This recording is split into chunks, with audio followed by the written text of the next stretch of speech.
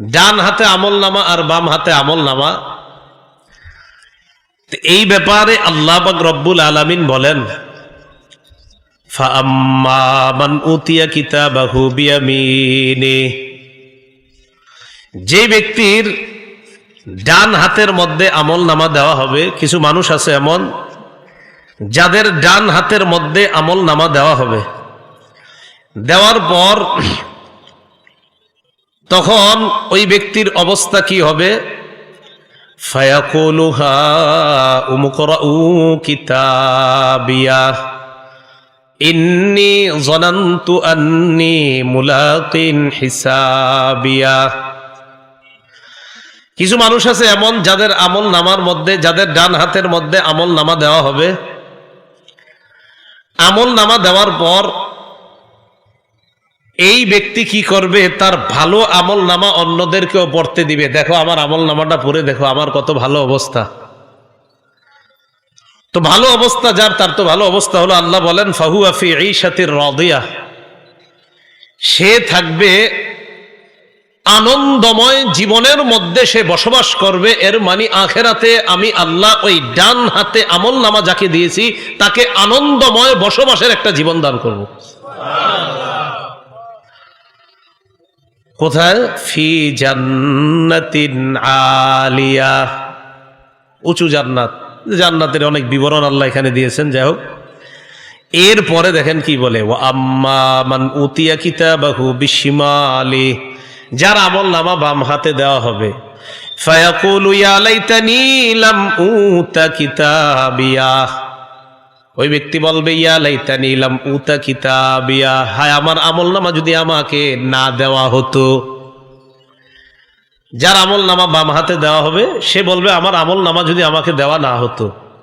ওয়ালাম আদরি মা হিসাবিয়া, আমি যদি আমার হিসাব না জানতাম ভালো হইতো, আমি যদি আমার হিসাবটা না জানতাম কত ভালো হইতো।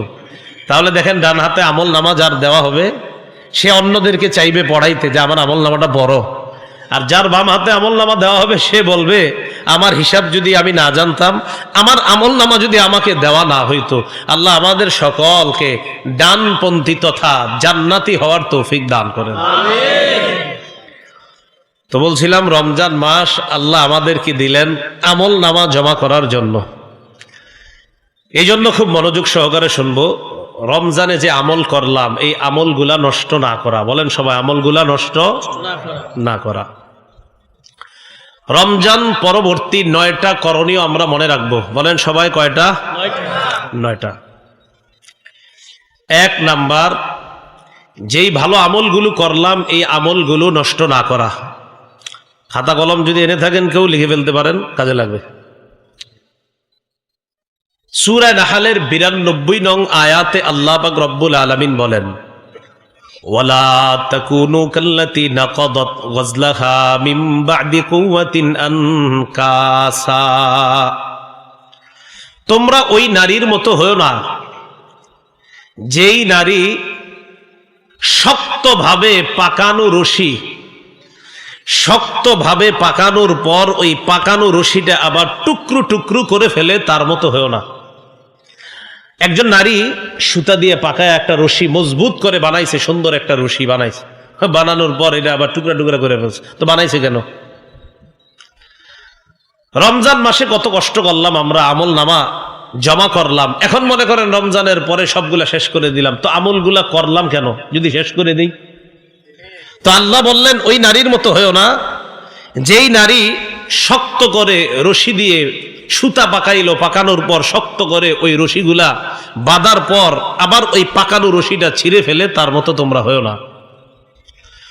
সূরা মুহাম্মদের 33 নং আয়াতে আল্লাহ বলেন, ইয়া আইয়ুহাল্লাযীনা আমানু আতিউল্লাহ ওয়া আতিউর রাসূলা ওয়া লা তুবতিলু আমালাকুম, হে ঈমানদারগণ তোমরা আল্লাহর আনুগত্য করো, রাসূলুল্লাহ সাল্লাল্লাহু আলাইহি সাল্লামের আনুগত্য করো, এবং তোমরা তোমাদের আমলগুলো নষ্ট করো না।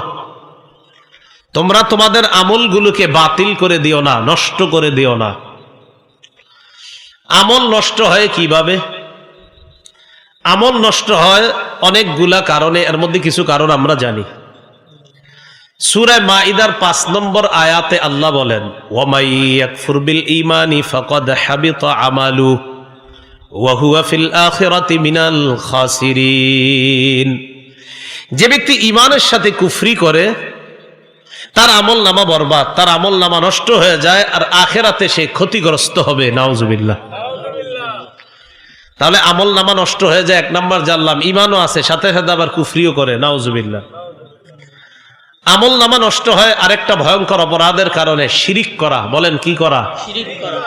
সূরা জুমারের 65 নং আয়াতে আল্লাহ বলেন, ওয়ালাকাদ উহিয়া ইলাইকা ওয়া ইলাল্লাযীনা মিন ক্বাবলিক লাইন আশরাকতা লায়াহবাতান্না আমালুকা ওয়া লাতাকুনান্না মিনাল খাসিরিন। নবী, আপনার প্রতি ওহী প্রেরণ করা হয়েছে, আপনার পূর্ববর্তী যেই নবীরা এসেছেন দুনিয়াতে তাদের প্রতিও এই ওহী প্রেরণ করা হয়েছে, যদি আপনি শিরিক করেন তো আপনার আমল নামা বরবাদ হয়ে যাবে। দেখছেন নবীরা আল্লাহ বলতেছে যে আপনিও যদি শিরিক করেন আপনার আমল নামা শেষ। তো নবীর এই কথা আল্লাহ বললেন। আমরা যে প্রতিনিয়ত কত পরিমাণ ভুল করি আল্লাহ জানে, যে এত এত ভুল আমাদের হয় মুখ দিয়ে। এই ভুলের কারণে অনেক সময় আমাদের আমল নামা আছে না গেছে, ঈমান আছে না গেছে, এটাও আমরা জানি না। আল্লাহ আমাদেরকে হেফাজত করেন।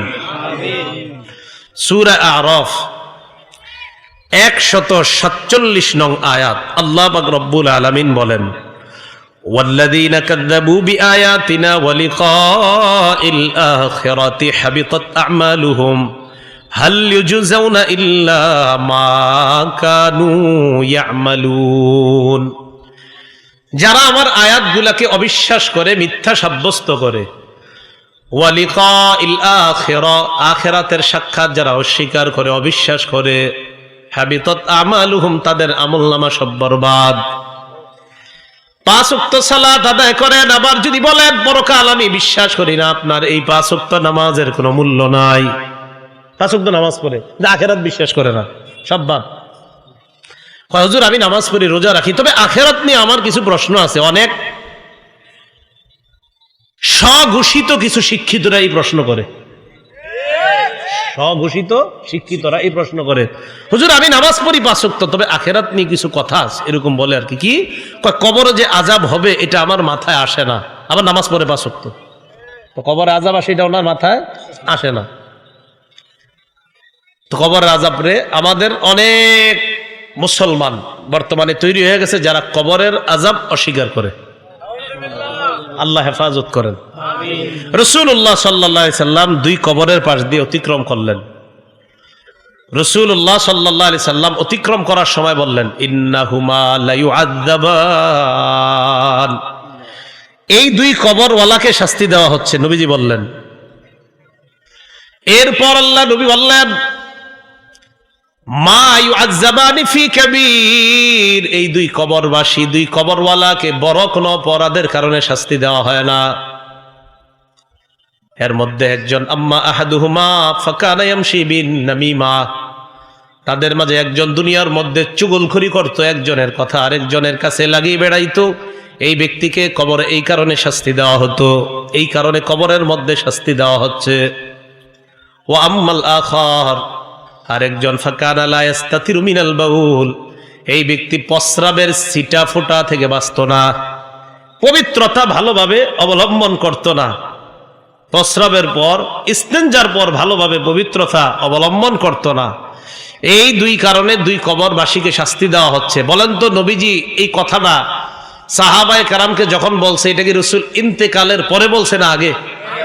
তো রাসূল দেখা বলতেছে এই 2 কবরে শাস্তি দেওয়া হচ্ছে, মানে রাসূল আল্লাহর পক্ষ থেকে জেনেছেন তাই বলে দিয়েছেন। কারণ নবীজি আল্লাহর পক্ষ থেকে না জানা ছাড়া নিজে কিছু বলে না, যেটা আল্লাহ কোরআনে বলে দিয়েছেন, ওমা ইয়ানতিকু আনিল হাওয়া ইন হুয়া ইল্লা ওয়াহয়ু ইউহা, তিনি নিজের পক্ষ থেকে কিছু বলে না, তিনি যা বলেন এটা ওহী। সুবহানাল্লাহ। তো কবরের আযাব হয়নি?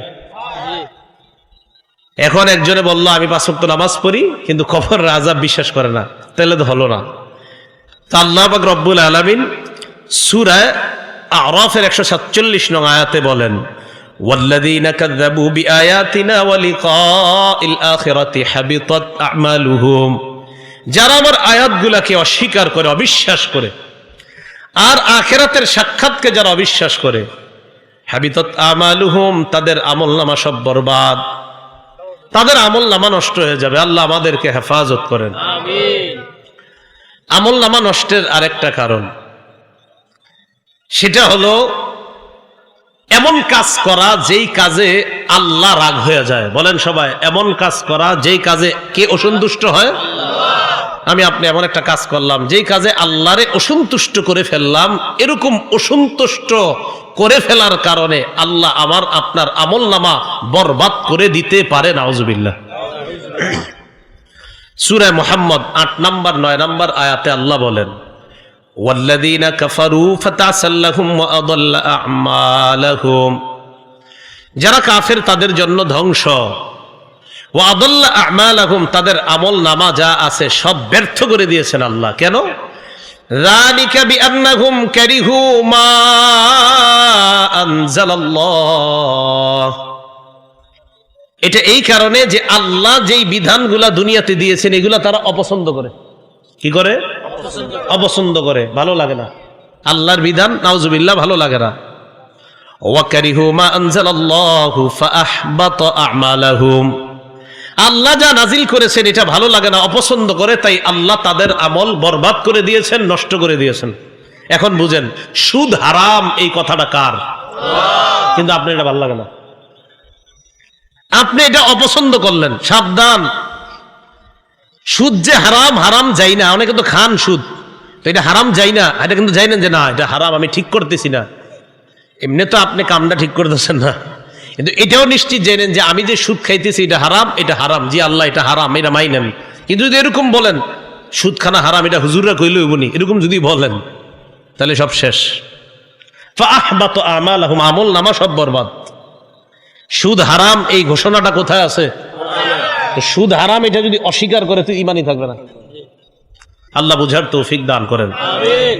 তো এবার দেখেন অসন্তুষ্ট আল্লাহ কিভাবে হয়। সূরা মুহাম্মদের আগেরটা গেল সূরা মুহাম্মদের ৮ এবং ৯ নম্বর আয়াত, আর এটা হলো সূরা মুহাম্মদের ২৭ এবং ২৮ নম্বর আয়াত। আল্লাহ পাক রব্বুল আলামিন বলেন, যালিকা বিআন্নাহুম কারিহু মা আসখাতাল্লাহ, আল্লাহ পাক রব্বুল আলামিন এক শ্রেণীর মানুষের ব্যাপারে বলেন, যালিকা বিআন্নাহুম ইত্তাবাউ মা আসখাতাল্লাহ ওয়া কারিহু রিদওয়ানাহু ফাআহবাতা আমালাহুম। যালিকা বিআন্নাহুম ইত্তাবাউ মা আসখাতাল্লাহ, তারা এমন জিনিসের অনুসরণ করেছে যেই জিনিস আল্লাহকে অসন্তুষ্ট করে। তারা এমন জিনিসের অনুসরণ করে যেই জিনিস আল্লাহকে অসন্তুষ্ট করে। ওয়া কারিহু রিদওয়ানা, আর তারা অপছন্দ করে আল্লাহর সন্তুষ্টিকে। নাউজুবিল্লাহ। দেখেন কি বলে আল্লাহ, যালিকা বিআন্নাহুম ইত্তাবাউ মা আসখাতাল্লাহ, তারা এমন জিনিসের অনুসরণ করেছে যা আল্লাহকে অসন্তুষ্ট করে। ওয়া কারিহু রিদওয়ানা, আর আল্লাহর সন্তুষ্টিকে তারা অপছন্দ করে। ফাআহবাতা আমালাহুম, তাই আল্লাহ তাদের আমলনামা বরবাদ করে দিয়েছেন। নাউজুবিল্লাহ। এই জন্য আমল নামাগুলো আমরা যে করলাম এগুলা যেন বরবাদ না হয়। এবার দেখেন সূরা মুহাম্মদের ৩২ নং আয়াতে আল্লাহ কি বলেন, ইন্নাল্লাযীনা কাফারু ওয়া সাদ্দু আন সাবিলিল্লাহ ওয়া শাক্কুর রাসূলা মিন বা'দি মা তাবায়্যানা লাহুমুল হুদা লা ইয়াদুররুল্লাহা শাইআ ওয়া সায়ুহবিতু আ'মালাহুম। আল্লাহ বলেন, নিশ্চয়ই যারা কুফরি করেছে, ওয়াসাদ্দু আন সাবিলিল্লাহ, মানুষকে যারা আল্লাহর রাস্তা থেকে বাধা দেয়, ওয়া শাক্কুর রাসূলা মিন বা'দি মা তাবায়্যানা লাহুমুল হুদা, হেদায়েত আসার পরেও যারা রাসূলের বিরুদ্ধাচরণ করে, যারা কুফরি করে, যারা মানুষকে আল্লাহর রাস্তা থেকে বাধা দেয়, ওয়া শাক্কুর রাসূলা মিন বা'দি মা তাবায়্যানা লাহুমুল হুদা, হেদায়েত আসার পরেও যারা রাসূলের বিরোধিতা করে। হেদায়েত আসার পরেও কার বিরোধিতা করে? রাসূল সাল্লাল্লাহু আলাইহি সাল্লামের বিরোধিতা করে এমন লোক যদি তালাশ করেন সহজে পেয়ে যাবেন। কিভাবে পাবেন? এমনি দেখবেন সব সময় নামাজ রোজা সব ঠিক আছে, কিন্তু আল্লাহর রসুলের কোন ইস্যুতে ওলামায়ে কেরাম যখন নাকি কথা বলে, তখন একদল লোক দেখবেন প্রকাশ পেয়ে যায় যে যারা আমাদের সমাজের মধ্যে পরিচিত নামাজি হিসাবে, পরিচিত রোজাদার হিসাবে, কিন্তু আল্লাহ রসুলের ইস্যুতে এই মানুষগুলার চেহারাও কালো হয়, রসুলের বিরুদ্ধে আচরণ করে। আল্লাহ বলেন সাইয়ুহবিতু আমালাহুম, এইগুলার আমলনামা আল্লাহ সব নষ্ট করে দিবেন। এগুলা আমলনামা আল্লাহ সব, সাবধান, সারা জীবন আমল করলেন আর আল্লাহ রসুলের বিরুদ্ধে করলেন, হবে না। আল্লাহ আমাদেরকে কথাগুলা বুঝার তৌফিক দান করেন। তো বলছিলাম রমজানে আমল নামা জমা করলাম, 1 নাম্বার আমল নামাগুলা নষ্ট করে দিব না আমরা। আমল নামাগুলা যেন আমরা আল্লাহর কাছে যথাযথ পাই, আল্লাহ তৌফিক দান করেন। আমল নামা নষ্ট হয় আর কিভাবে? এই ব্যক্তির ব্যাপারে আমি বললাম আল্লাহ তাকে মাফ করবে না, নাউজুবিল্লাহ। আমি তার ব্যাপারে বললাম আল্লাহ তাকে মাফ করবে না। আল্লাহ বলেন তুমি এই সাহস কোত্থেকে পাইলে এই কথা বলার যে আমি তাকে মাফ করব না? আমি তাকে মাফ করলাম, তোমার আমলনামা নষ্ট করে দিলাম। হ্যাঁ, মুসলিম শরীফের 2621 নম্বর হাদিস। রাসূলুল্লাহ সাল্লাল্লাহু আলাইহি সাল্লাম বলেন এক ব্যক্তি এরকম বলেছে, মানে একজনের ব্যাপারে রাসূল বলেন যে আল্লাহ পাক রব্বুল আলামিন লা ইয়াগফিরু লি ফুলান, অমুককে আল্লাহ মাফ করবে না, এরকম বলে ফেলছে এক ব্যক্তি। তখন আল্লাহ পাক যে এই ব্যক্তির কিভাবে এমন সাহস হলো যে আমার ব্যাপারে এই কথা বলা যে আমি লা আগফিরু লি ফুলান, আমার অমুক বান্দাকে আমি মাফ করব না, এই কথা বলার সাহস সে কিভাবে পেল? গফারতু লাহু, যার ব্যাপারে সে এই কথা বলছে আমি তাকে মাফ করে দিলাম, ওয়াকাদ আহবাততু আমালাক, আর তোমার আমলনামা নষ্ট করে দিলাম। তো কোনো মুসলমান গুনাহ করে আল্লাহর কাছে খালি কান্দে আল্লাহ মাফ করেন মাফ করেন, তার ব্যাপারে এটা না বলা ওরে আল্লাহ মাফ করবে না, এরকম না বলা। আল্লাহ কথাগুলা বুঝার তৌফিক দান করেন। রমজান পরবর্তী দ্বিতীয় কাজ বলেন আমার সাথে, হেদায়েতের মোকাবেলায় পথভ্রষ্টতা গ্রহণ না করা। এটা কিভাবে? রমজান মাস আমরা ইবাদত করলাম, সিয়াম পালন করলাম, ইফতারি করলাম, সাহরি খাইলাম, রাতে তারাবির সালাতে দীর্ঘ সময় দাঁড়িয়েছিলাম, এতে বোঝা যায় আল্লাহ আমাদেরকে পছন্দ করেছেন। পছন্দ না করলে তো আল্লাহ আমাদেরকে এত আমল করার তৌফিক দিতেন না, ঠিক না? অবশ্যই পছন্দ করেছেন। এর দ্বারা বোঝা যায় রমজানে আমরা বিশাল বড় হেদায়েতের কিছু পেয়েছি, আলহামদুলিল্লাহ। এখন এই হেদায়েতের মোকাবেলায় পথভ্রষ্টতা গ্রহণ না করা, যদিও অনেকে ঈদের রাতেই গ্রহণ করছে, রমজানের সব রোজাগুলা পালন করছে, বাট ঈদের রাতে আপনার সাউন্ড বক্স ছাইরা হিন্দি বাংলা বিভিন্ন ইত্যাদি ভাষার গান, যেই গান তারা নিজেরা বুঝে আবার কিছু বুঝে না, কি যে গানে কইতেছে এটা এরাও বুঝতে যায়, কিন্তু শুধু টাকের উপর ফাও ফাও লাফাইতেছে। তাহলে আপনি এই যে পথভ্রষ্টতা গ্রহণ করে নিলেন। অনেকে আপনার শাওয়ালের চাঁদ দেখার আগ পর্যন্ত মাশাআল্লাহ খুব সুন্দর সিয়াম পালন করছে, এমনকি ওই দিনের ইফতারিটা খুব সুন্দরভাবে করছে, মাগরিবটাও সুন্দরভাবে পড়ছে। মাগরিবের পরে জানতে পারলো আগামীকাল আমাদের দেশে ঈদ। একটু পরে আপনার ওই রাস্তার চিপা চুপায় কোনায় কানায় শুরু হয়ে গেছে আপনার সাউন্ড বক্সে জোরে জোরে গান বাজানো। তো আপনি পুরা রমজান কি গ্রহণ করলেন, আর রমজান শেষ হওয়ার পর আপনি কি করলেন? এটা সূরা আরাফের 175-176 নং আয়াতে আল্লাহ পাক রব্বুল আলামিন বলেন ওয়াতলু আলাইহিম নাবা আল্লাযী আতাইনাহু আয়াতিনা ফানসালাখা মিনহা ফাআতবাহুশ শাইতান ফাকানা মিনাল গাওয়িন।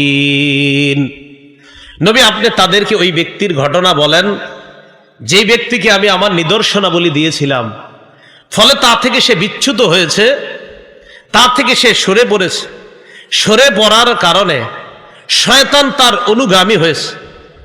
শয়তান অনুগামী হওয়ার পর ফাকানা মিনাল গাওয়িন, সে পথভ্রষ্টদের অন্তর্ভুক্ত হয়ে গেছে। আল্লাহ আমাদেরকে রমজান দিলেন, রোজাগুলো আমরা কত সুন্দরভাবে পালন করলাম, আলহামদুলিল্লাহ। পালন করার পরে ঠিক ঈদের আগের রাতে অথবা ঈদের দিন শয়তান আমাদের অনুগামী হয়ে গেল, পিছু নিল, টাকের উপরে উঠায়া দিল, বিভিন্ন এমন কিছু করলো যেই কর্মের মাধ্যমে শয়তান আমাদের উপর জয়লাভ করে ফেললো, নাউজুবিল্লাহ। কেন এটা? এই ব্যক্তিটা কে যার ব্যাপারে আল্লাহ কোরআনে বলছেন? বলেন আমার সাথে, বালআম। বালআম তাফসির ইবনে কাসিরের মধ্যে মুহাম্মদ ইবনে কাসির রাহমাতুল্লাহি আলাইহি লিখেছেন, লাম্মা নাযালা মূসা বিল জাব্বারিনা ওয়া মান মাআ আতাহু ইয়ানি বালআম বানু আম্মিহি ওয়া কওমু। মূসা আলাইহিস সালাতু ওয়াস সালাম জালেম সম্প্রদায়ের বিরুদ্ধে যখন লড়াই করার জন্য বের হলেন ইমানদারদেরকে নিয়ে, তখন বালআমের চাচাতো ভাইয়েরা অথবা তার সম্প্রদায়ের লোকেরা তার কাছে আসছে। কেন আসছে জানেন? বালআমকে আল্লাহ পাক রব্বুল আলামিন এমন একটা কারামত দান করেছিলেন, বালআম আল্লাহকে যা বলতেন সাথে সাথে কবুল হয়ে যেত। তো বালআমের কাছে তার চাচাতো ভাই অথবা তার সম্প্রদায়ের লোকেরা এসে কয়, বালআম উদউল্লাহ আইয়ারুদ্দা আন্না মূসা ওয়া মান মাআ। বালআম, তুমি আল্লাহর কাছে মূসার বিরুদ্ধে দোয়া করো, ইমানদারদের বিরুদ্ধে দোয়া করো, যেন মূসা আর তার ইমানদার সাথীরা আমাদের পর্যন্ত বুঝতে না পারে। এই ইয়াজহার আলাইনা ইউহলিকনা, মূসা যদি আমাদের উপর বিজয় লাভ করে আমাদেরকে ধ্বংস করে ছাড়বে। বালআম তাদেরকে জবাব দেয়, আল্লাহ আমাকে আশ্চর্য এক ক্ষমতা দিয়েছে, আমি দোয়া করলেই কবুল হয়ে যায়। তবে তোমরা আমাকে যে দোয়া করার জন্য বললা, এই দোয়া করলে কবুল তো হবে না, উল্টা আমার জন্য ক্ষতির কারণ হয়ে যাবে, আমি এই দোয়া করতে পারবো না। বালআম কয়, না পারবো না পারবো না পারবো না পারবো না পারবো না বলতে বলতে বলতে বলতে অন্য বর্ণনা আসছে তার বিবিরে বইলা কইয়া রাজি করাইছে, কিছু অর্থের বিনিময়ে লোভ টোপ দেখা রাজি করাইছে। এক পর্যায়ে ওই বালআমকে আইসা বললো বদদোয়া করতে। বালআম নিজেও জানে আমার বদদোয়ায় কোনো কাজ হবে না, কোনো কাজে আসবে না আমার বদদোয়া, কিন্তু দুনিয়ার অর্থের কাছে বিক্রি হয়ে মূসা নবীর বিরুদ্ধে বদদোয়া করলো, তার ক্ষমতা আল্লাহ ছিনিয়ে নিলেন। শুধু তাই না, কোন বর্ণনা আসছে তার জিহ্বাটা বের হয়ে গেছে, তার জিহ্বাটা বের হয়ে গেছে। সূরা আরাফের 176 নম্বর আয়াতে আল্লাহ বলেছেন, ফামাসালুহু কামাসালিল কালব, তার দৃষ্টান্ত কুকুরের মতো। তো দেখেন বালআম হেদায়েতের উপর ছিল কতক্ষণ না, আমি পারবো না, মূসা নবীর বিরুদ্ধে বদদোয়া সম্ভব, সম্ভব না, সম্ভব না, সম্ভব না, হেদায়েত সম্ভব না, আমি পারবো না বদদোয়া করতে, হেদায়েত আমি পারবো না বদদোয়া করতে, হেদায়েত। বদদোয়া করে ফেলছে, পথভ্রষ্টতা। হেদায়েতের মোকাবেলায় পথভ্রষ্টতা গ্রহণ না করা, এই কথাটা শুধু রমজানের সাথে সীমাবদ্ধ না, আমরা সারা জীবন আমাদের চিন্তা চেতনায় রাখবো। আপনি হালাল কামাই করতেছেন, এর মানে আপনি হেদায়েতের পথে চলতেছেন। হঠাৎ একজন এসে বুদ্ধি দিছে, বেটা আর কতদিন এইভাবে এরকম ডেলি 10 টাকা 20 টাকা লাভ করবি, একটা সুরত আছে তোর, কি যে 1 সপ্তাহের মধ্যে 10 তলা বাড়ি বানানোর, কথার কথা। এখন আপনারে কিছু কুবুদ্ধি দিয়ে উল্টা পথে কিছু টাকা কামাই করা ধান্দা শিখিয়ে দিচ্ছি। হালাল পথটা ছিল হেদায়েতের পথ, হারাম পথটা পথভ্রষ্টতার পথ। কথাগুলো বুঝে আসছে?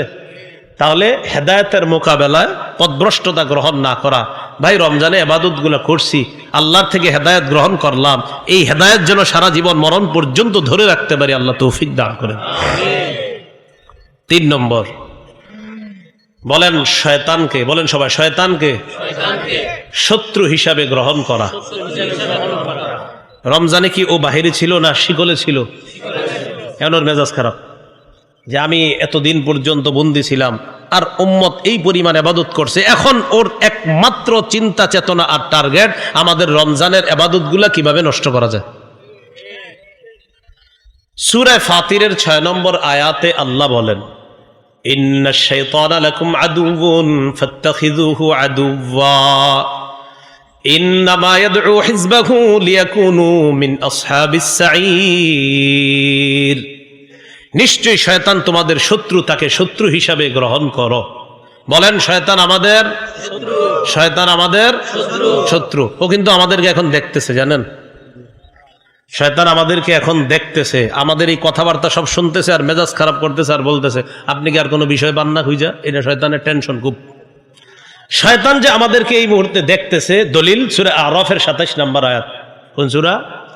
সূরা আরাফের 27 নম্বর আয়াত। আল্লাহ বলেন, ইয়া বানি আদম লা ইয়াফতিনান্নাকুমুশ শাইতানু কামা আখরাজা আবাওয়াইকুম মিনাল জান্নাহ ইয়ানজিউ আনহুমা লিবাসাহুমা লিউরিয়াহুমা সাওআতিহিমা ইন্নাহু ইয়ারাকুম হুয়া ওয়া কাবিলুহু মিন হাইসু লা তারাউনাহুম।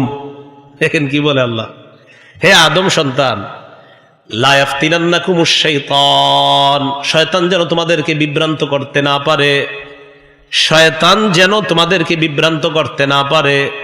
কামা আখরাজা আবাওয়াইকুম মিনাল জান্নাহ, যেমনি ভাবে তোমাদের আব্বা আম্মাকে শয়তান জান্নাত থেকে বের করে ছেড়েছে। ইয়ানজিওয়ানহুমা লিবাসাহুমা লিউরিয়াহুমা সাওআতিহিমা, আব্বা আম্মার কাপড় টেনে ধরেছে শয়তান, নাউজুবিল্লাহ। আমাদের আব্বা আম্মার কাপড় টেনে ধরেছে কেন? দুইজনকে দুইজনের লজ্জাস্থান দেখানোর জন্য। এবার আল্লাহ বলেন, ইন্নাহু ইয়ারাকুম হুয়া ওয়া কাবিলুহু মিন হাইসু লা তারাউনাহুম, শয়তান আর তার চেলা চামুন্ডারা তোমাদেরকে এমন ভাবে দেখতে পায় তোমরা দেখতে পাও না, এমন জায়গা থেকে দেখতে পায় তোমরা তাদেরকে দেখতে পাও না। বলেন, শয়তান আর চেলা চামুন্ডারা আমাদেরকে দেখতে পায়, কথাটা কার? আল্লাহ। এখনো দেখতেছে, এ আশেপাশেও, এখানে ফেরেশতাদের বেষ্টনী আছে, ওই পাশ থেকে মেজাজ খারাপ করতেছে। তাহলে শয়তান দেখেন আমাদেরকে কতটা দেখতেছে। আল্লাহ আমাদেরকে শয়তান থেকে হেফাজত করেন। পরে আল্লাহ বলেন, ইন্না জাআলনাশ শায়াতিনা আউলিয়া লিল্লাযিনা লা ইউমিনুন, যারা বেঈমান আমি শয়তানকে তাদের জন্য অভিভাবক বানিয়েছি। বলেন, শয়তান কাদের অভিভাবক? বলেন, অবিশ্বাসীদের। বলেন, শয়তান কাদের অভিভাবক? অবিশ্বাসীদের। শয়তান কাদের শত্রু? বলেন, বিশ্বাসীদের। বলেন তো, শয়তান কাদের অভিভাবক? শয়তান কাদের বন্ধু? অবিশ্বাসীদের। শয়তান কাদের বন্ধু? শয়তান কাদের শত্রু? আচ্ছা, আমাদের অভিভাবক কে? আল্লাহ। সুবহানাল্লাহ। আমাদের অভিভাবক কে? আল্লাহ। সূরা বাকারা 257 নং আয়াতে আল্লাহ বলেন, আল্লাহু ওয়ালিয়ুল্লাযীনা আমানু ইউখরিজুহুম মিনাজ যুলুমাতি ইলান নূর, যারা ঈমানদার তাদের অভিভাবক, তাদের বন্ধু আল্লাহ। সুবহানাল্লাহ। তাহলে ঈমানদারদের বন্ধু আল্লাহ, বেঈমানদের বন্ধু শয়তান। আল্লাহ আমাদের সকলকে শয়তানকে যেন শত্রু হিসাবেই গ্রহণ করতে পারি, আল্লাহ তৌফিক দান করেন। আমিন। সহিহ বুখারীর বর্ণনা 2038 নম্বর হাদিসের বর্ণনা, ক্বালা রাসূলুল্লাহ সাল্লাল্লাহু আলাইহি ওয়াসাল্লাম, ইন্না শাইতানা ইয়াজরি মিনাল ইনসানি মাজরাদ দাম, নবীজি বলেন, শয়তান মানুষের রক্ত চলাচল করার মতো চলতে পারে। রক্ত চলাচল না করলে বাঁচবো না মরবো? আর চলাচল না করলে বাঁচবো না মরবো? নবীজি বলেন, ইবলিস রক্ত চলাচল যেইভাবে করে এইভাবে সূক্ষ্মভাবে তোমাদের শরীরে চলতে পারে। সাহাবায়ে কেরাম বললেন, অমিনকা, হুজুর আপনার শরীরেও কি চলতে পারে? নবীজি বললেন, অমিন্নি, আমার শরীরেও চলতে পারে, ওয়ালাকিন্নাল্লাহ আ'আনানি ফাআসলাম, তবে শয়তানের মোকাবেলায় আল্লাহ আমাকে সাহায্য করে, তাই আমি নিরাপদ থেকে যাই। শয়তানের কুমন্ত্রণা থেকে আল্লাহ আমাদেরকে হেফাজত করেন। আমিন। আমাদের দুশ্মন কয়জন জানেননি? বলেন, আমাদের দুশ্মন 4 প্রকার। বলেন, কয় প্রকার দুশ্মন? বলেন তো, দুশ্মন কয় প্রকার? 4 প্রকার। দুশ্মন বানানে কয় অক্ষর? 4 অক্ষর। বলেন, কয় অক্ষর? দাল, শিন, মিম, নুন। বলেন, দাল, শিন, মিম, নুন। আমাদের দুশ্মন কয়টা? 4টা। দুশ্মন বানানে কয় অক্ষর? 4 অক্ষর। 1 নাম্বার, বলেন 1 নাম্বার। আমাদের 1 নাম্বার দুশ্মনের নাম দুনিয়া। 2 নাম্বার অক্ষর কি? শিনে শয়তান। আমাদের দ্বিতীয় দুশ্মন শয়তান। 3 নাম্বার মিম, মিমে মাখলুকাত, আমাদের তৃতীয় শত্রু মাখলুকাত। 4 নুন, নুনে নফস, আমাদের চতুর্থ দুশ্মন নফস। দুশ্মন বানানে কয় অক্ষর? 4 অক্ষর। দুশ্মন কয়জন? 4 জন। দুশ্মন 4 জন পাওয়া যায় কোথায়? বলেন, দুশ্মন বানানে। বলেন, কোথায়? তাহলে দুশ্মন বানানের মধ্যেই দুশ্মন 4টিকে খুঁজে পাওয়া যায়। দালে দুনিয়া, শিনে শয়তান, মিমে মাখলুকাত, নুনে নফস। দুশ্মন 4টা, বানান 4টা, আবার এই 4টার মধ্যেই পাওয়া যায় দুশ্মনকে। সুন্দর একটা সিস্টেম শিখে গেলাম, তাহলে আর ভুল হবে না আমাদের। দুশ্মন, দুশ্মন। আচ্ছা, যাই হোক, এর মধ্যে দ্বিতীয় শয়তান। এই শয়তান নামক শত্রু থেকে আল্লাহ আমাদেরকে হেফাজত করেন। রমজান পরবর্তী চতুর্থ কাজ, আমার আগে যিনি আলোচনা করেছেন, সম্ভবত এর আগে যিনি আলোচনা করেছেন, নামাজ সম্পর্কে খুব আলোচনা করছিলেন, সম্ভবত কদ আফলাহাল মুমিনুন থেকে। রমেশ যতক্ষণ ঘুমাইছি ততক্ষণ শুনি নেই, ঘুম থেকে ওঠার পরে কদ আফলাহাল মুমিনুন থেকে সম্ভবত তিনি আলোচনা করছিলেন, ততটুকু শুনছি আর কি। তো 4 নাম্বার কাজ, রমজান মাসে বলেন তো নামাজ বেশি পড়ছি না কম পড়ছি? এই জায়গাটা গুরুত্ব সহকারে শুনবো। রমজানে নামাজ বেশি পড়ছি। এশার নামাজ আজকে পড়ছি 9 রাকাত, রমজানে পড়ছি 29 রাকাত। এশার সালাত ফরজ পড়লাম 4 রাকাত, সুন্নত পড়লাম 2 রাকাত, তারাবি পড়লাম 20 রাকাত। এই হলো আপনার কত রাকাত? 26 রাকাত। বিতির পড়লাম 3 রাকাত, এ হলো কয় রাকাত? 29 রাকাত। এখন বলেন তো 29 রাকাত এশার নামাজ পড়লাম, সেজদা কি রমজানের বাহিরে বেশি দিলাম না রমজানে বেশি দিলাম? তাহলে বোঝা গেল রমজানে নামাজের অভ্যাস আমাদের বেশি। আচ্ছা, এই যে মাদ্রাসার যে মসজিদটা, এই মসজিদে রমজান মাসে ফজরের নামাজে মুসল্লি আজকে ফজরের চেয়ে বেশি হয়েছে না কম হয়েছে? বেশি হয়েছে। তাহলে আজকে ফজরের নামাজটা এই মসজিদই তো হয়েছে। আরে ফজরের নামাজটা এই মসজিদে হয় নাই? তো রমজানের ফজরে যে মুসল্লিগুলা এই মসজিদে আসছে, আজকে ওই মুসল্লিগুলা কি এলাকায় ছিল? তা আসে নাই কেন? হ্যাঁ, খুব মন দিয়ে বুঝেন কথাটা। তাহলে রমজান মাসে আমরা ফজর বললাম, এলাকাবাসী মুসল্লিও বেশি হলো। আজকে রমজানের বাহিরে আমরা ফজর বললাম, ওই পরিমাণ মুসল্লি হলো না। রমজানের ফজরের মুসল্লি যদি বাকি 11 মাস ফজরে ওই পরিমাণ মুসল্লি হয়, শয়তান আর বেঈমানদের ঘুম হারাম হয়ে যাবে। যে মুসলমানরা শুরুটা করলো কি? রমজান মাসে আমরা স্বাভাবিকভাবে নামাজ একটু বেশি পড়ছি। এই অভ্যাসটা সারা জীবন ধরে রাখার তৌফিক দান করেন। সূরা বাকারা 238 নং আয়াতে আল্লাহ বলেন, হাফিজু আলাস সালাওয়াতি ওয়াস সালাতিল ওয়ুসতা ওয়া কুমু লিল্লাহি কানিতিন। তোমরা নামাজের প্রতি যত্নবান হও, বিশেষ করে মধ্যম নামাজের প্রতি তোমরা যত্নবান হও। قال رسول الله صلى الله عليه وسلم إن أول ما يحاسب به العبد يوم القيامة صلاته। কিয়ামতের ময়দানে সর্বপ্রথম আমলনামার মধ্যে নামাজের হিসাব হবে। আল্লাহ বলেন তোমরা নামাজের প্রতি যত্নবান হও, বিশেষ করে মধ্যম নামাজ দ্বারা কি উদ্দেশ্য? মুফাসসিরিনে কেরামের মাঝে মতভেদ।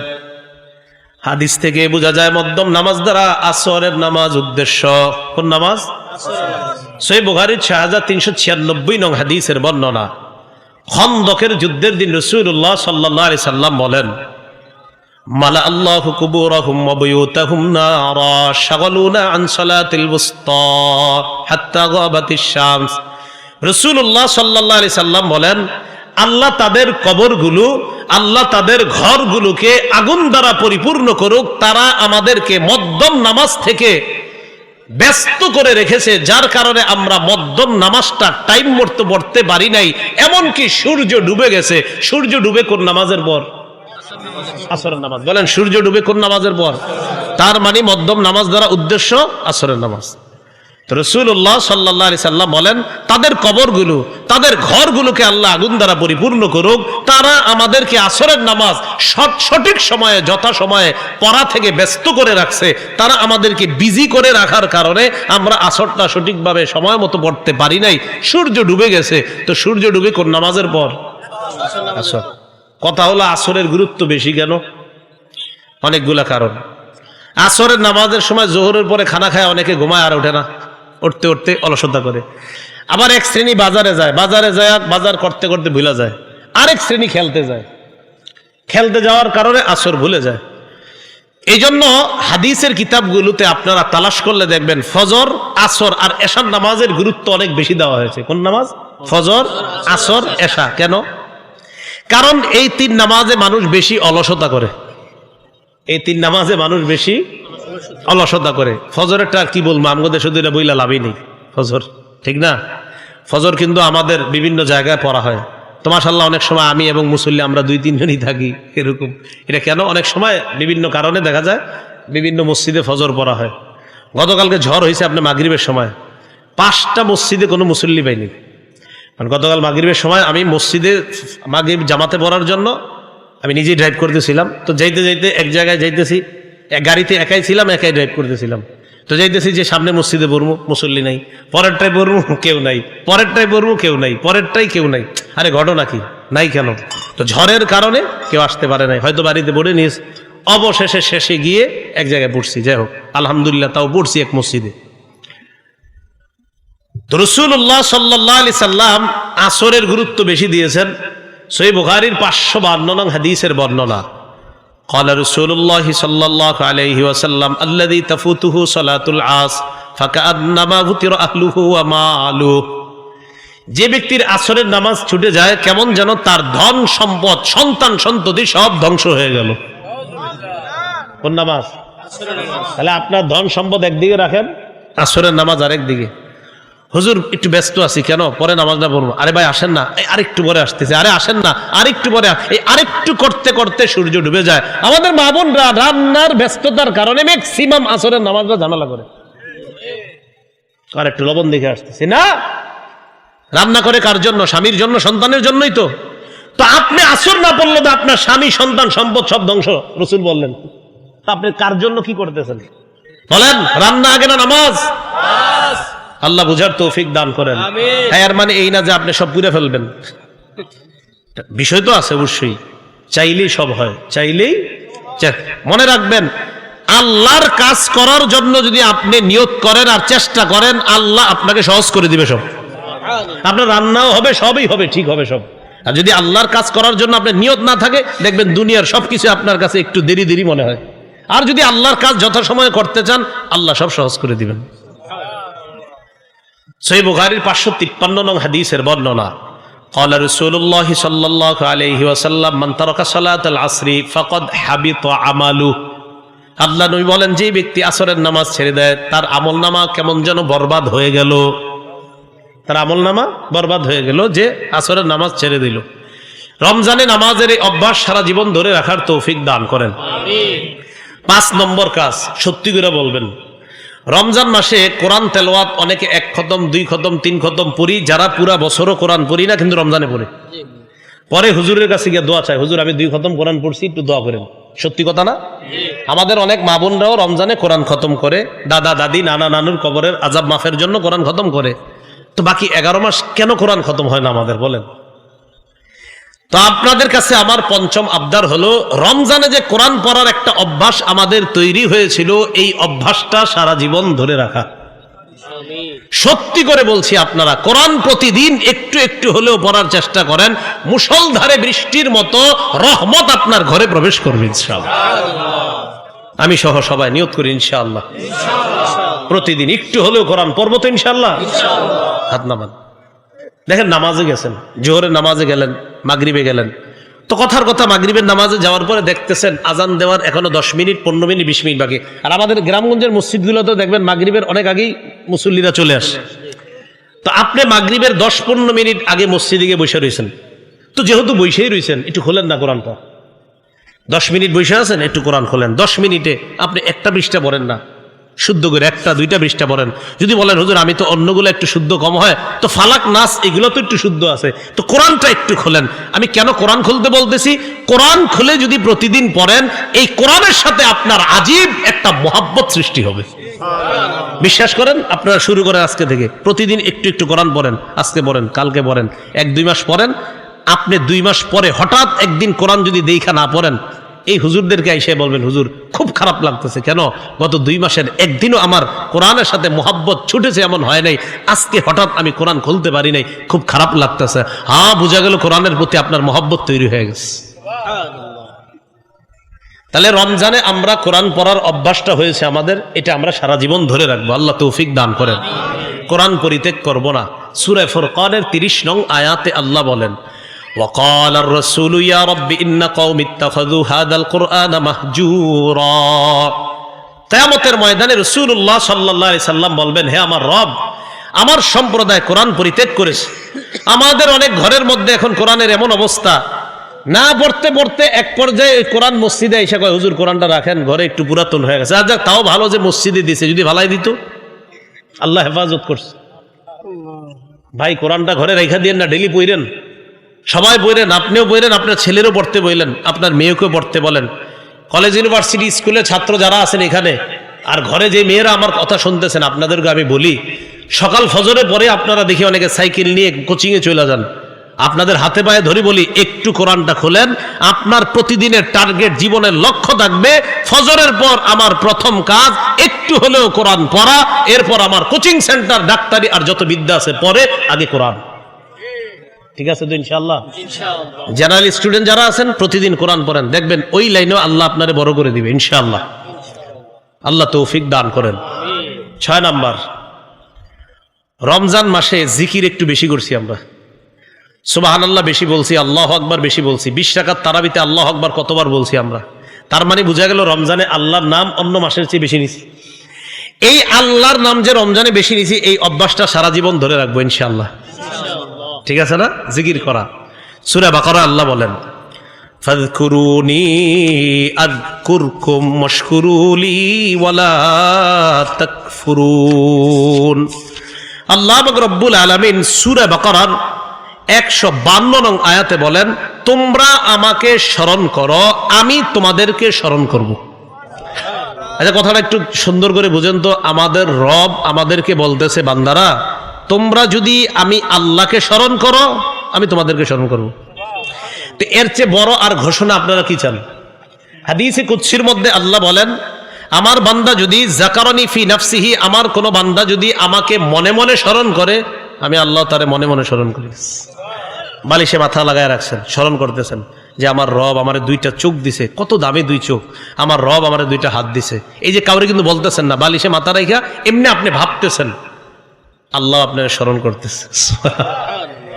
এরপরে আল্লাহ বলেন, ওয়াইন মালাআনি ফি ওয়াইন যাকারানি ফি মালাইন, আমার কোন বান্দা যদি আমাকে কোন মজলিসে স্মরণ করে, এখানে বসে আপনারা সুবহানাল্লাহ বলছেন না অনেকবার, এই যে আপনারা যতবার সুবহানাল্লাহ বলছেন, আল্লাহ পাক রব্বুল আলামিন বলেন, যাকারতুহু ফি মালাইন খায়রিম মিনহুম, আমি তাদেরকে, আমার ওই বান্দাকে, আমার ওই বান্দীদেরকে এর চেয়ে উত্তম মজলিসে স্মরণ করি।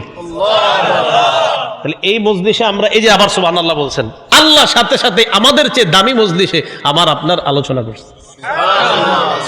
তো রমজানে আমরা আল্লাহর স্মরণ একটু বেশি করছি, তাহলে এই একটু বেশি স্মরণ কি শুধু রমজানে না, সারা জীবন? আল্লাহ কথাগুলা বুঝার তৌফিক দান করেন। রমজান পরবর্তী 7 নাম্বার কাজ, গুরুত্বপূর্ণ কাজ, কোন আল্লাহওয়ালাদের সংস্রবে সপ্তাহে 1 দিন চেষ্টা করবেন যাওয়ার। সপ্তাহে 1 দিন হলেও, আর কি বেশি পারলে বেশি, সপ্তাহে অন্তত 1 দিন হলেও চেষ্টা করবেন কোন আল্লাহওয়ালার সোহবত নেওয়া, কোন আল্লাহওয়ালার সান্নিধ্যে গিয়ে কাটানোর চেষ্টা করা। বলতে পারেন এটার ফায়দা কি? এটার ফায়দা আপনাদেরকে আমি বলে বুঝাতে পারবো না, এটা তারাই বুঝবেন যারা সেখানে বসবেন, কিছুদিন পরে নিজেই উপলব্ধি করতে পারবেন। বলেন চার্জ, বলেন তো সবাই চার্জ। সেখানে 1 সপ্তাহে একবার যাবেন আর নিজেকে চার্জ দিয়ে আসবেন, চার্জ। সূরা তাওবার 119 নং আয়াতে আল্লাহ বলেন, ইয়া আইয়ুহাল্লাযীনা আমানুত্তাকুল্লাহা ওয়া কুনু মা'আস সাদিকিন, হে ঈমানদারগণ তোমরা আল্লাহকে ভয় করো, সত্যবাদীদের সাথে থাকো। আচ্ছা, আল্লাহকে ভয় করো পরে সত্যবাদীদের সাথে থাকো, এটা আল্লাহ কেন বললেন? মানে তাকওয়া অবলম্বন করার জন্য, তাকওয়া শিখার জন্য, তাকওয়া জানার জন্য আল্লাহওয়ালাদের কাছে যাওয়া দরকার। আল্লাহওয়ালাদের কাছে যত বেশি যাবে, সে তত বেশি তাকওয়া শিখে মুত্তাকি হতে পারবে। তাহলে আমরা কি একটু ওয়াদা করতে পারি ইনশাআল্লাহ? এই এলাকার অনেক মসজিদের মধ্যে মাশাআল্লাহ সাপ্তাহিক মজলিস হয়, হালকা হয়, জিকির হয়, আলোচনা হয়, বিভিন্ন মাদ্রাসায় ধর্মীয় আলোচনা হয়। আমি যেখানে আসছি, এটা এই পাশে যেখানে বসাইছে আমাকে, এটাও একটা মাদ্রাসা। এই মাদ্রাসা মসজিদকে কেন্দ্র করেও সাপ্তাহিক কোনো মজলিস হতে পারে। এই মজলিসগুলা বিশ্বাস করেন মাহফিলের চাইতে 1000 গুণ বেশি ফায়দা হয় ওই মজলিসগুলাতে। দেখেন আস্তে আস্তে ওই দেখবেন ছোট ছোট মজলিস, যেখানে আপনার 20 জন 30 জন 50 জন বসে, কোন আল্লাহওয়ালা বয়ান করতেছে, ওখানে দেখবেন অনেক ফায়দা হয়, অনেক উপকার হয়। আপনার দিলের অনেক রোগ তাদের থেকে নির্ণয় করতে পারবেন। ওদের মজলিসে বসলে দেখবেন এমন এমন আলোচনা আসে, তখন আপনি নিজেই বলবেন, হা হা, এই ঝামেলা তো আমার মধ্যে আছে, আজকে হুজুর এই কথাটাই বলছে, আসলে হুজুর বলে নাই। আপনি একজন রুগী ওই জায়গায় আছেন, এজন্য আপনার রোগের কথাটা আল্লাহ তার মুখ দিয়ে বলায় দেয়। আপনি রুগী তো ওখানে গেছেন না, এই জন্য আল্লাহ রোগ নির্ণয়, আপনার রোগ সম্পর্কে আল্লাহ তো জানে। তাই আল্লাহ ওয়ালার মুখ দিয়ে যদি আল্লাহ চান, আল্লাহ বলায় দেন যে এইখানে তো এই রুগীরা আছে, তো আল্লাহ যা চান তা করেন। এই জন্য বলছিলাম, কলবের রোগ থেকে মুক্তি পেতে হলে আল্লাহ ওয়ালাদের কাছে গিয়ে ওই কলবের রোগ সম্পর্কে জানা, জেনে ওই রোগগুলা থেকে বেঁচে থাকা।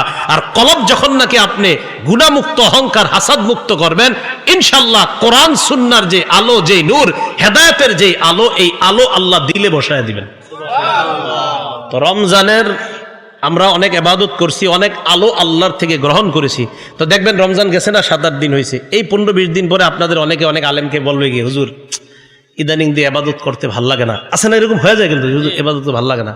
ওই যে আপনি চার্জ দেন না তো, রমজানে তো আপনার মাশাআল্লাহ শয়তান বন্দি থাকার কারণে ইবাদতে মজা পাইছেন। এখন তো শয়তান আর বন্দি না, ও তো এখন ছাড়া আছে, তাই আপনার এখন ইবাদত করার জন্য, এই ইবাদতের মজা পাওয়ার জন্য চার্জ দিতে হবে। তো এই জন্য বলছিলাম আল্লাহ ওয়ালাদের কাছে যাওয়া, এটা রমজান পরবর্তী 7 নম্বর কাজ। করবো তো ইনশাআল্লাহ। 8 নম্বর, এটা কোন মাস আরবি? শাওয়াল। বলেন শাওয়াল মাসের 6টি রোজা রাখা। বলেন 6টি রোজা রাখা। মুসলিম শরীফের 2648 নম্বর হাদিসের বর্ণনা, ক্বালা রাসূলুল্লাহ সাল্লাল্লাহু আলাইহি ওয়াসাল্লাম, রাসূলুল্লাহ সাল্লাল্লাহু আলাইহি ওয়াসাল্লাম বলেন, মান সামা রমাদান সুম্মা আতবাহু সিত্তাম মিন শাওয়াল, যে ব্যক্তি রমজানের রোজা রাখে এরপর শাওয়াল মাসের 6টি রোজা রাখে, কানা কাসিয়ামিদ দাহরি কুল্লি, পুরো রোজা রাখছে। সুবহানাল্লাহ। মাসালা শুনেন, শাওয়াল মাসের 6টি রোজা চাইলে আপনি টানা 6 দিন রাখতে পারেন, আবার চাইলে ভেঙে ভেঙেও রাখতে পারেন। আজকে একটা রাখলেন, আবার 2 দিন রাখবেন না, পরে একটা। মোট কথা শাওয়াল মাসের 6টা হলেই হবে। মা বোনরা যারা, মা বোনরা হাসবেন না কেউ, শ্রদ্ধার সাথে শুনবো। মা বোনরা যারা রমজান মাসে আল্লাহ প্রদত্ত অসুস্থতার সম্মুখীন হয়েছে, এই অসুস্থতার কারণে অনেক মা বোনরা 3 দিন, 5 দিন, 7 দিন, 10 দিন বা কম বেশি রোজা রাখতে পারেনি। তারা যদি রমজান পরবর্তী শাওয়ালের 6টি রোজা রাখতে চায়, শাওয়ালের 6 রোজা আলাদা রাখতে হবে, আর তাদের ভেঙে যাওয়া রোজা আলাদা রাখতে হবে। কথা বুঝে আসছে? আচ্ছা, আরেকটু স্পষ্ট করি। মনে করেন আমাদের কোনো বোন রমজানে 5টি রোজা রাখতে পারে নাই অসুস্থতার কারণে। রমজানের পরে তিনি এই 5 রোজা তার কাজা আলাদা করতে হবে, আর শাওয়ালের 6 রোজা আলাদা রাখতে হবে। এমন না যে আমি শাওয়ালের রোজার দিন যদি ওই রোজার নিয়ত করি, হবে না। বুঝে আসছে? তাহলে শাওয়ালের রোজা আলাদা, আর ভাঙতি যে রোজা ওটা আলাদা রাখতে হবে। এ হলো 8 নম্বর কাজ আমাদের রমজান পরবর্তী। রমজান পরবর্তী 9 নম্বর কাজ, গুনাহ ছেড়ে দেওয়ার দৃঢ় প্রতিজ্ঞা করা। বলেন, আবার বলেন। তাহলে আমরা ইনশাআল্লাহ এই এখন থেকে দৃঢ় প্রতিজ্ঞা করলাম, আমরা গুনাহ করব না। বলেন ইনশাআল্লাহ। 4 শর্তে গুনাহ থেকে তওবা করেন। বলেন কয় শর্ত? 4 শর্ত। 1 নাম্বার, এই শর্তগুলো আমার সাথে বলবেন। বলেন গুনাহ থেকে ফিরে আসা। 2 নম্বর, গুনাহের উপর অনুতপ্ত হওয়া। 4 নম্বর, ভবিষ্যতে গুনাহ। 3 নম্বর, আচ্ছা 1 নাম্বার গুনাহ থেকে ফিরে আসা, 2 নম্বর গুনাহের উপর অনুতপ্ত হওয়া, 3 নম্বর ভবিষ্যতে গুনাহ না করার অঙ্গীকার করা, 4 নম্বর বান্দার হক আদায় করে দেওয়া। মনে থাকবে না ইনশাআল্লাহ? তাহলে 4 শর্তে গুনাহ থেকে আমরা তওবা করব। 1 নাম্বার গুনাহ থেকে ফিরে আসা, 2 নাম্বার আমি গুনাহটা করছি অনুতপ্ত, ছি এটা আমি ঠিক করি নাই, এটা অনুতপ্ত। অনুতপ্ত কিন্তু আজীব এক জিনিস। ইবনে মাজার 4252 নম্বর হাদিসে আল্লাহ রাসূল বলেন, আন-নাদামু আত-তাওবা, অনুতপ্ত হওয়াটাই তওবা। সুবহানাল্লাহ। একজন ব্যক্তি অনুতপ্ত হয়েছে, এটাই তওবা। 3 নম্বর ভবিষ্যতে এই গুনাহ করব না, এই অঙ্গীকার করা। 4 নম্বর বান্দার হক থেকে থাকলে হক আদায় করে দেওয়া। আল্লাহ পাক রব্বুল আলামিন আমাদের সকলকে খিদমাতুল মুসলিমিন ওলামা পরিষদের এই উদ্যোগে যে আমরা উপস্থিত হতে পারলাম, তারা সহ এই আপনাদের সবার সাথে যেন আবার গুনাহমুক্ত ভাবে আমরা দুনিয়া থেকে বিদায় নিয়ে জান্নাতে এই আমরা সবাই যেন একত্রিত হতে পারি, আল্লাহ তৌফিক দান করেন। আমাকে একটা ঘোষণা দেওয়ার জন্য বলা হয়েছে। আমার সংকলন করা, সংকলিত, আমার লিখিত না, আমি এখনো লেখক না, সংকলিত মানে আমার থেকে সংকলন করা হয়েছে। আমি যেই পদ্ধতিতে বয়ান করি ওই পদ্ধতিতে যেন বয়ানগুলা সংকলন করা হয়, এই জন্য আবেদন জানানো হয়েছে চারদিক থেকে, সেই হিসাবে বয়ানগুলা সংকলন করা হয়েছে। তো 3 খণ্ডে ছাপাও হয়েছে, প্রথম, দ্বিতীয়, তৃতীয় খণ্ড ছাপা হয়েছে। এই পদ্ধতিতে ওলামায়ে কেরাম এই কিতাবটা সংগ্রহ করলে আপনারা এই পদ্ধতিতে, আমি যেভাবে বয়ান করি এই পদ্ধতিতে আপনারা আলোচনা করতে পারবেন। তো এটা শুধু আলেমদের জন্য না, ইমাম খতিব জয়েজ আপনাদের জন্য, আর আপনারা সাধারণ যারা আপনারাও নিতে পারবেন। একদম সাধারণ যারা ছাত্র এখানে আছেন আপনারা নিতে পারবেন। সহজভাবে ওখানে উপস্থাপন করা হয়েছে, একদম আপনি ওইগুলা পড়তে পারবেন, অন্যকে ওটা থেকে জানাতে পারবেন। তো যেই প্রকাশনীর দিকে যারা আনছে ওনারা আমারে বলছে বলার জন্য, ওনারা ওই গাড়ির ওখানে থাকবে, ওখান থেকে আপনারা চাইলে সংগ্রহ করতে পারেন। আজকে দ্বিতীয় খণ্ড আর তৃতীয় খণ্ড আছে। দ্বিতীয় খণ্ডে সম্ভবত হালাল হারাম সুদ বিষয়ে আপনার বিস্তারিত আলোচনা আছে। তৃতীয় খণ্ডে আপনার অধিকার সম্পর্কে আলোচনা আছে। আপনার দাম্পত্য জীবন, স্বামীর অধিকার, স্ত্রীর অধিকার একদম বিস্তারিতভাবে ওখানে আপনার প্রত্যেকটা বিষয় দলিল সহকারে উপস্থাপন করা হয়েছে। এইটা আমি আমার জন্য না, কিন্তু এটা প্রকাশনী বলছে, সেই জন্য বলে দিলাম। ওরা আমার থেকে নিয়ে নিছে অনেক আগে বলতে, যেদিন এটা বের হয়েছে ওই দিন 1-1.5 ঘন্টার মধ্যে আমার থেকে ওটা নিয়ে নিছে। তো যাই হোক, আল্লাহ পাক রব্বুল আলামিন আমাদেরকে যে কথাগুলো শুনলাম বললাম, আমরা যেন সবাই কথাগুলোর উপর আমল করতে পারি, আল্লাহ তৌফিক দান করেন। আমিন ওয়া আখিরু দাওয়ানা আলহামদুলিল্লাহি রাব্বিল আলামিন। দোয়া বলবেন ভাই, সাদা দাড়ি হুজুরের। اللهم صل على محمد وعلى آل محمد كما صليت إكرام ذي الشيبة المسلم। সাদা দাড়িওয়ালাকে সম্মান করা মানে আল্লাহকে সম্মান করা। তো যাই হোক, আমি চেয়েছিলাম হুজুর দোয়া করুক, তো উনি যেহেতু বলছে এই জন্য আমি দোয়া করতেছি।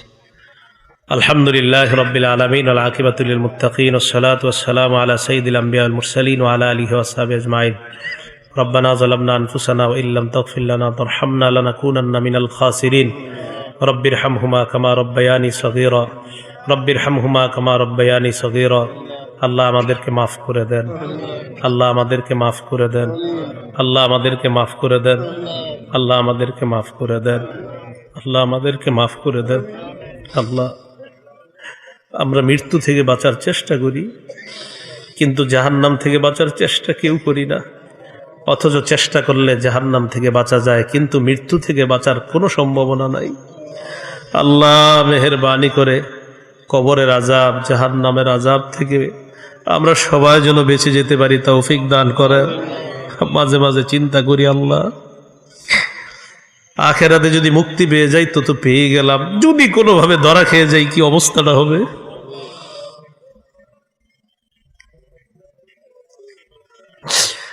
আপনি না বাঁচাইলে আল্লাহ আমাদের কোনো উপায় থাকবে না।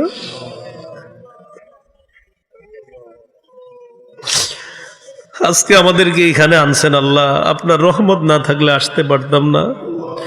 যেহেতু রহমতের চাদরে আবদ্ধ করে আমাদেরকে এখানে এনেছেন, কিয়ামতের মাঠে রহমতের চাদরে আবদ্ধ করে আমাদেরকে পুলসিরাত পার করে দিয়েন, আমাদের হিসাব সহজ করে দিয়েন, ডান হাতে আমল নামাটা দিয়ে দিয়েন আল্লাহ, হিসাবটা সহজ করে দিয়েন আল্লাহ। আমাদেরকে আপনি মাফ করে দেন, ইবলিসের ধোঁকা থেকে হেফাজত করেন, শয়তানের ধোঁকা দুশ্মনী থেকে হেফাজত করেন। আপনি আমাদের অভিভাবক, ইবলিস আমাদের দুশ্মন। আল্লাহ আপনি আমাদের অভিভাবক, আপনি আমাদের অভিভাবক আল্লাহ, আপনি আমাদের অভিভাবক, আপনি আমাদের মালিক, আপনি আমাদের রব, আপনি আমাদের খালিক। আপনি ছাড়া আমাদের কোথাও কোনো উপায় নাই, দুনিয়াতে উপায় নাই, কবরে উপায় নাই, হাসরে উপায় নাই। আল্লাহ আমাদেরকে আপনি মাফ করে দেন, আল্লাহ আমাদেরকে আপনি মাফ করে দেন, আল্লাহ আমাদেরকে আপনি মাফ করে দেন, আল্লাহ আমাদেরকে আপনি মাফ করে দেন। কত সাদা দাড়িওয়ালারা হাত তুলছে মাওলা, আল্লাহ কত যুবকরা হাত তুলছে আল্লাহ, পর্দার আড়াল থেকে মা বোনরা হাত তুলছে মাওলা। আল্লাহ সবার হাতগুলোকে আপনি কবুল করে নেন আল্লাহ। আপনার কাছে দিলের একটা তামান্না, দরখাস্ত, আজকে যাদের সামনে বসলাম, যারা আমার সামনে বসছে মাওলা, আল্লাহ তাদের সাথে আবার জান্নাতে দেখা করায় দিয়েন। এই আরজিটা আপনি কবুল করে নেন আল্লাহ, এই আরজিটা আপনি কবুল করে নেন আল্লাহ, এই আরজিটা আপনি কবুল করে নেন আল্লাহ। খিদমাতুল মুসলিমিন উলামা পরিষদকে আপনি কবুল করে নেন আল্লাহ। এই এলাকার মাসাজিদ মাদারিসগুলোকে আপনি হেফাজত করেন। আইম্মে মাসাজিদ মুহতামিমিন মাদারিসদের মাঝে উলফত মোহাব্বত পয়দা করে দেন। ربنا تقبل منا إنك أنت السميع العليم وتب علينا إنك أنت التواب الرحيم وصلى الله تعالى على خير خلقه محمد وعلى آله وأصحابه أجمعين سبحان ربك رب العزة عما يصفون وسلام على المرسلين والحمد لله رب العالمين آمين. السلام عليكم ورحمة الله.